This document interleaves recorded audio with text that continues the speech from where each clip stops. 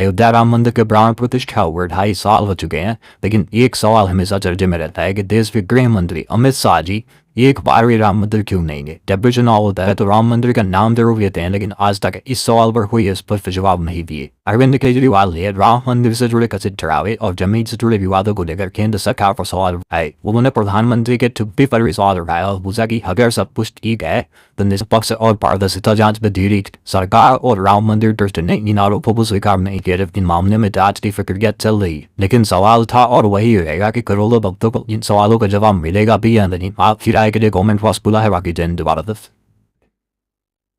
यानी बिल्ली खम्बा नोचा, ये बड़ी पुरानी कहावत है और जो मोदी जी ने ये आधे घंटे रोना रोया है उसे देखने के बाद मेरे मन में भी सेम कहावत आ गई। अब मोदी जी की आधे घंटे बात सुनने के बाद जिसमें उन्होंने भर भर के ड्रामा किया है, आम नागरिक को क्या लगेगा? आम नागरिक को तो यही लगेगा कि मोदी जी महिलाओं के बारे में कितना सोचते हैं। वो तो अपोजिशन वाले ही हैं जो महिलाओं को नहीं चाहते हैं कि लोकसभा सीट्स में 33% रिजर्वेशन मिले, लेकिन ऐसा है नहीं। अपोजिशन वाले तो चाहते ही है कि महिलाओं को लोकसभा सीट में आरक्षण मिले, बल्कि 33% नहीं 50% तक देने के लिए वो लोग रेडी हैं, लेकिन मोदी जी ऐसा करेंगे नहीं। और अभी जो महिलाओं को 33% आरक्षण देने की बात हो रही है लोकसभा सीट्स में, वो बिल 2023 में ही पास हो चुका था, उसे बस इम्प्लीमेंट करना बाकी था, लेकिन मोदी जी उसे 3 साल तक दबोच कर बैठे रहे। मोदी जी लोकसभा में महिलाओं को 33% आरक्षण लेने की बात कर तो रहे, लेकिन उन मौजूदा सीट्स में नहीं जो 543 सीट्स हैं ऑलरेडी। ये लोकसभा सीट्स को बढ़ाकर 543 से 850 करना चाहते हैं। उन 850 सीट्स में 33% आरक्षण ये महिलाओं को देना चाहते हैं। आप लोग बोलेंगे कि ये भी क्या गलत है, ये भी तो एक तरफ से सही है। इनका असली गेम यहाँ से शुरू होता है। वो डिलिमिटेशन बिल जो वो पास करना चाहते थे, अगर वो पास हो जाता तो बीजेपी को हराना ऑलमोस्ट इम्पॉसिबल हो जाता। पहले डिलिमिटेशन को सिंपल भाषा में समझते हैं तो मान लो पहले 1 लाख लोगों में 1 MP रहता था, तो अभी अगर आबादी बढ़ के उस राज्य की आबादी बढ़ के 1 लाख से 2 लाख हो गई है तो MP भी 2 होने चाहिए। तो अगर सिर्फ पॉपुलेशन के बेसिस पर सीट बढ़ाई जाती तो उसमें सिर्फ और सिर्फ बीजेपी का ही फायदा होता, और इसमें सबसे ज्यादा नुकसान होता साउथ इंडिया के लोगों को, जहाँ पर बीजेपी की पकड़ उतनी मजबूत नहीं है। आप खुद जरा सोच कर देखो, नॉर्थ साइड के जो स्टेट्स हैं लाइक MP, UP, बिहार और राजस्थान जैसे स्टेट्स,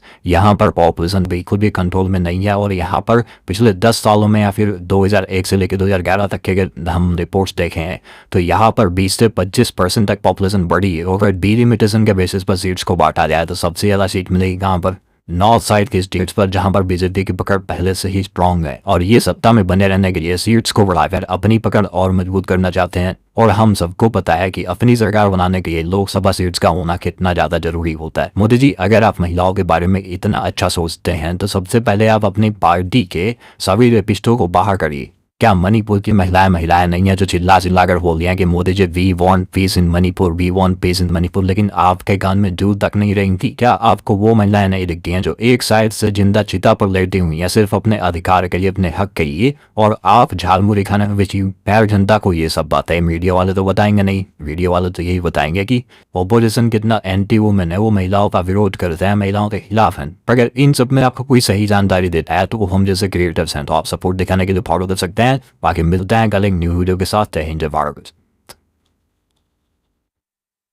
जरा सोचिए वो इंसान सत्ता का कितना भूखा होगा जो महिलाओं के रेप केस पर भी राजनीति करता है। बेटियों के साथ हुए पर अन्याय और रैप की पायलट खुलेगी। पहले जवानों के शहीद होने पर वोट बटोरे, अब बहन बेटियों के रेप केस पर भी राजनीति कर रहे हैं। मैं इनसे पूछना चाहता हूं कि आप रेप केस की फाइलें वहां क्यों नहीं ओपन करते हैं जहां पर ऑलरेडी आपकी सरकार है। टॉप 10 स्टेट्स जहां पर रेप केस सबसे ज्यादा होते हैं, उनमें से 8 स्टेट्स पर या तो बीजेपी या तो एनडीए की सरकार पहले से ही है। वहां पर एक्शन लेने के बजाय आप वेस्ट बंगाल में जहां पर चुनाव है वहां पर वुमेन सेफ्टी का इशू बताकर पॉलिटिकल फायदे के लिए यूज कर रहे हैं। NCRB के डाटा के हिसाब से राजस्थान में हर साल एवरेज रेप केस 5300 से ज्यादा होता है जहां पर आपकी सरकार है। ठीक उसी तरह यूपी में 3700 से ज्यादा रेप केस हर साल होते हैं जहां पर आपकी सरकार है। मध्य प्रदेश वहां भी 3000 से ज्यादा रेप केस हर साल होते हैं, वहां भी आपकी सरकार है।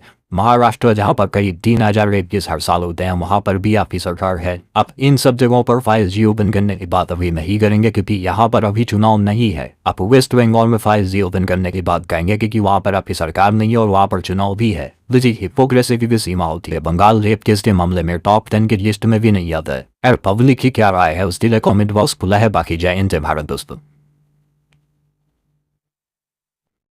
ये इंसान जब जब कैमरे के सामने आकर कुछ बोलता है तो देश का बेड़ा गर्क करके ही जाता है। अभी तक 5 स्टेट्स में इलेक्शन चल रहा था, तब इन्होंने कुछ नहीं बोला और जैसे ही इलेक्शन के रिजल्ट आते हैं इन्होंने अपने हाथ खड़े कर दिए और बोल देते हैं कि भाई मेरा काम तो हो गया, अब जो कुछ भी करेगी आम जनता करेगी। और ये अपनी नाकामी का फल आम जनता पर थोप देते हैं कि आप डीजल पेट्रोल कम यूज़ करो, फॉरेन कंट्री में कहीं जाने का सोच रहे थे तो वहाँ मत जाओ, आप 1 साल तक गोल्ड मत खरीदो, यहाँ तक खाने का तेल भी कम यूज़ करो और वर्क फ्रॉम होम करो। और ये इतने बड़े गेजरम है कि करीब 7 बजे बोलते हैं कि डीजल पेट्रोल कम यूज़ करो और ठीक 2 घंटे बाद ये अपनी 100 से ज़्यादा गाड़ियाँ लेकर रोड शो करने निकल जाते हैं। आपने देश की जनता को तो बोल दिया कि आप अपने फॉरेन ट्रिप्स को अवॉइड करिए, लेकिन आप खुद 15 तारीख से 4 देशों की यात्रा करने जा रहे हैं। पहले आप खुद अपनी फॉरेन ट्रिप तो कैंसिल कराइए। ये बोल रहे हैं कि कैसा भी फंक्शन हो, कैसी भी सिचुएशन हो, 1 साल तक कोई भी गोल्ड मत खरीदिए। लेकिन शायद मोदी जी ये बात भूल चुके हैं कि इन्होंने देशवासियों को इस लायक छोड़ा ही नहीं है कि वो जाकर गोल्ड खरीद सकें। देश की 80 करोड़ जनता इनके ही दिए गए 5 किलो राशन पर अपना जीवन व्यतीत कर रही है। और मान लो जो बच्चे कुछ लोग गोल्ड खरीदते थे वो 1 साल तक बिल्कुल भी गोल्ड नहीं खरीदते हैं, तो जो ज्वेलरी सेक्टर में 45 से 80 लाख लोग काम करते थे उनका 1 साल तक क्या होगा? वो तो बेरोजगार रह जाएंगे। उनके परिवार को कौन देखेगा? क्या उनका परिवार भूखा मर जाए? आप बोल रहे हैं कि खाने का तेल भी अगर आप कम यूज करते हैं तो वो भी एक तरह का देशभक्ति है। हाँ, दूसरी तरफ आपने ही बोला था कि पकौड़ा तलकर भी अगर कोई मिंटी बेच रहा है तो वो भी एक तरह का रोजगार है। जो व्यक्ति आपकी बात मानकर पकौड़ा तल रहा था, या तो वो पकौड़ा तलता रहे और देशद्रोही बन जाए, या तो वो पकौड़ा तलना बंद कर दो और भूखा मर जाए। आप देश की भोली वाली जनता को ज्ञान दे रहे हैं कि स्वदेशी अपनाइए, लेकिन आपके जूते से लेकर चश्मे तक, यहाँ तक आप जिस गाड़ी में घूमते हैं अपना काफिला लेकर, वो भी फॉरेन कंट्री से मंगाई जाती है। जब आप देश के पीएम है और खुद स्वदेशी नहीं अपना पा रहे हैं तो देश की जनता कैसे अपनाएगी? अगर डीजल पेट्रोल बचाना ही देशभक्ति है तो सबसे बड़े देशद्रोही आप हैं जो 50-60 गाड़ियों का काफिला लेकर फालतू में चलते रहते हैं। इनको तो ये बोलना चाहिए था कि आप देश की वीडियो को देखना बंद कर दें। देश का बेड़ा गर्क करने में दूसरा हाथ मीडिया का ही है। जो काम मीडिया को करना चाहिए वो हम जैसे क्रिएटर्स कर रहे हैं। तो आप सबको दिखाने के लिए पहुंच तो सकते हैं बाकी जैन वाला।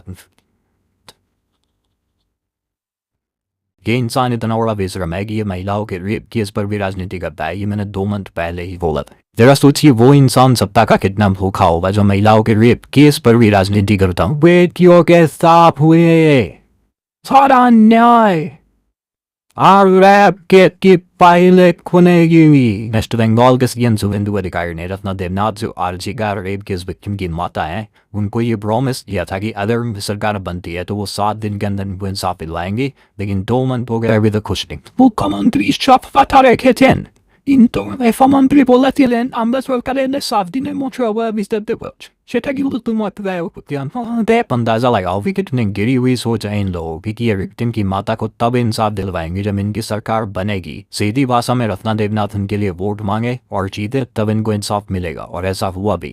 वो पानीहाटी से विधायक बन भी गई, लेकिन विधायक बनने के बाद भी रो रही है। सोचो खुद बीजेपी से विधायक होने के बाद भी रत्ना देवनाथ अपनी बेटी को इंसाफ नहीं दिलवा पा रही है, तो आम जनता का क्या हालत हो रहा होगा। इन सब के पीछे जो मास्टरमाइंड है वो है ये महामानव। भी इनको ये बात भली भांति पता थी कि अगर हम पानीहाटी से रत्ना देवनाथ पर टिकट देते हैं जो विक्टिम की माता है तो वो इलेक्शन जीतेंगे। वो स्टेज पर गए, रत्ना देवनाथ को भी अपने पास बिठाया और लोगों के इमोशन को यूज किया और वोट बटोरे। मुझे ये बात भली भांति याद है कि ये बंगाल इलेक्शन के टाइम ये बोल रहे थे कि हर रेप की फाइलें खुलेगी और सबको इंसाफ मिलेगा, लेकिन ना किसी की रेप फाइलें खुली और ना ही किसी को इंसाफ। यहाँ पर मैं एक गलती रत्ना देवनाथ से भी हुई है। उनको ये बात सोचनी चाहिए थी कि जिस पार्टी ने खुद रेखिश भरे हैं वो इनकी बेटी को इंसाफ कैसे दिलवा सकते। बट यार ये इंसान आपको कुछ अजीब नहीं लगता? इससे काम की चीजें कुछ नहीं होती। इस इंसान को जैसे कुछ दिखता ही नहीं है। भाई 15 दिन से बच्चे प्रोटेस्ट पर हैं जंतर पर, धर्मेंद्र प्रधान का इस्तीफा मार रहे हैं, लेकिन ये इसको बस के लिए वो लोग सोशल मीडिया को हटा देंगे बिल। और सोशल मीडिया से याद आया कि हमारे कुछ मेन स्ट्रीम मीडिया वाले भी हैं जो मोदी जी के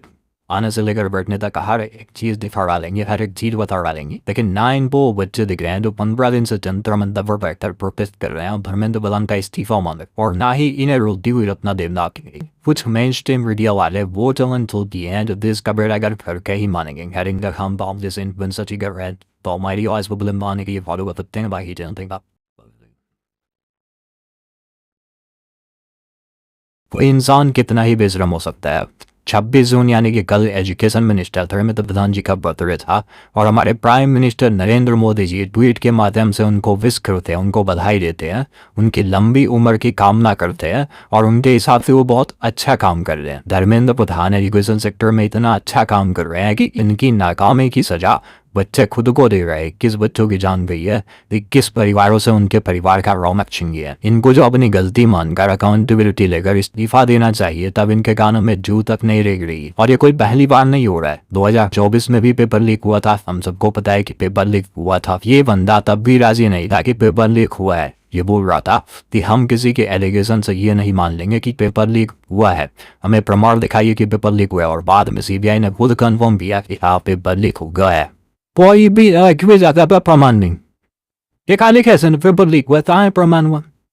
धर्मेंद्र प्रधान को यूथ की चिंता की होगी जब ये इतने बेशरम है कि खुद एजुकेशन मिनिस्टर होने के बावजूद इन्हें खुद के एजुकेशन सिस्टम पर भरोसा नहीं है। इनके खुद की बेटी नईमिसा प्रधान यूएस से अपने LLM कंप्लीट करके आई है। सिर्फ एजुकेशन मिनिस्टर की बेटी ही नहीं, देश के तमाम नेताओं के बेटे बेटियां यूएस जैसे कंट्री में जाकर अपनी एजुकेशन कंप्लीट कर रहे हैं। उधर एक हफ्ते से जंतर मंतर पर सीजेपी के फाउंडर अभिजीत दीप के स्पोक्स पर्सन विजेता दैया सौरभ दास, तमाम पेरेंट्स, तमाम बच्ची जंतर मंतर पर बैठकर प्रधान जी का इस्तीफा मांग रहे हैं, लेकिन उनके कान में जू तक नहीं रेंग रही है। लोग अभिजीत दीप के विजेता दैया और सौरभ दास जैसे लोगों को भेंट भी कर रहे हैं। मुझे एक बात बताइए, इन सब में धर्मेंद्र प्रधान जी के इस्तीफे में इन सब का क्या फायदा है? ये लोग बस ये चाहते हैं ना कि बच्चों के फ्यूचर के साथ खिलवाड़ ना हो, कोई भी बच्चा इन सब की नाकामी की वजह से अपनी जान ना दे। मेरा मानना है कि कुछ लोग हैं जो धर्मेंद्र प्रधान जी का इस्तीफा दिलवा सकते हैं और वो है हमारे देश की मेन स्ट्रीम मीडिया। अगर ये एक हफ्ते से अपने मेन चैनल्स पर ये दिखाते, प्रेशर क्रिएट करते कि हाँ जंतर मंतर पर प्रोटेस्ट हो रहा है, धर्मेंद्र प्रधान जी को इस्तीफा देना चाहिए, तो अब तक वो इस्तीफा दे चुके होते। लेकिन ये लोग ऐसा करते नहीं है, तभी तो हम जैसे लोगों से गालियाँ खाते हैं। चाटुकार मीडिया वालों का काम हम जैसे तमाम रीडर्स कर रहे हैं, तो आप सपोर्ट दिखाने के लिए फॉलो कर सकते हैं। बाकी जय हिंद भारत। तो जो बच्चे माँ से